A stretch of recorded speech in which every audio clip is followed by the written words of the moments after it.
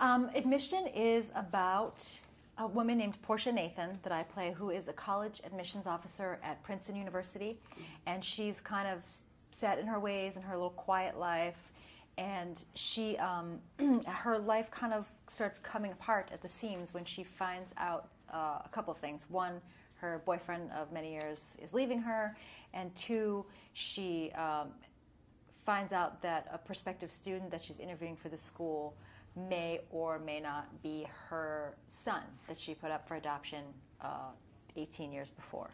And so she, the story of the movie is kind of her coming to terms with the fact that she had a son at one point, and what lengths is she willing to go to help this kid get into Princeton. You're very selective when it comes to choosing roles. What specifically appealed to you about Portia? I thought the character of Portia was interesting because I hadn't seen a movie about this world of college admissions before, and it is a world that's just full of so much anxiety and therefore humor for people on all sides of it. I also liked that she's an adult, and she is intelligent, and at the same time she still has this kind of huge, explosive, emotional thing happen in her life.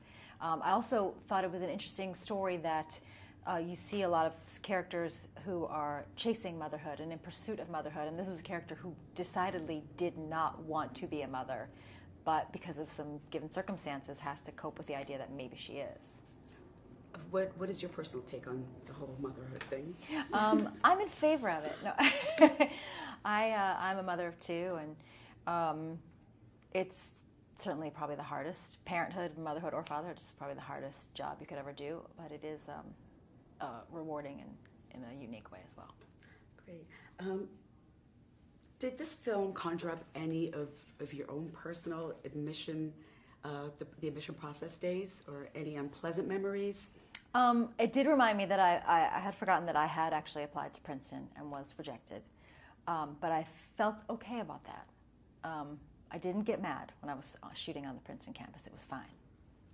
God. You and Paul, you're both very witty performers. Did Paul Weitz, did he have to direct you guys on screen in terms of chemistry, or did that just come naturally for you? Well, I think, no, I think Paul Rudd and I almost maybe benefited by the fact that while we have a lot of friends in common, we had never really spent time together or worked together professionally. So in a way it was nice that you see us getting to know each other in the film, and we really are getting to know each other. We don't really know each other. We didn't know each other well at that time. So that was kind of easy because it was easy to trust that I would like him because I have so many good friends in common. But Paul Weitz definitely directed us in every other aspect. Got real performances out of us, hopefully. So was it very natural for you guys, though, on screen? I mean, Paul Rudd, very easy to be around, yeah. Wonderful. Working with Lily Tomlin, and she's such an iconic figure. Tell me what that was like. It was, just a dream come true for me because I've been a fan of Lily's for a long time, and to be able to be in a scene with her, even in particular to be in a dramatic scene with her. And that was actually sort of hard for me because I had one scene where I had to just enter the house and enter the scene just screaming angrily at her. And that was probably the hardest thing for me because I have nothing but affection for Lily in real life. But she just gives you so much. She's just so present and listening in a way that some actors are kind of just do the thing that they planned for the camera, and she's just really in the moment with the other actors in a way that's really splendid. What was your favorite part with her in the film?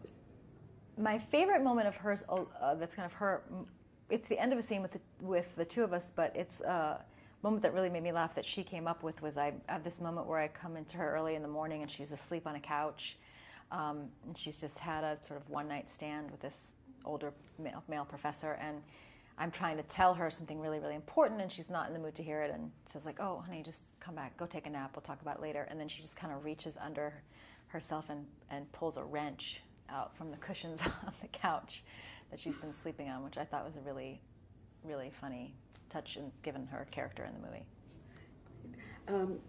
What would you want audiences to take away from this film?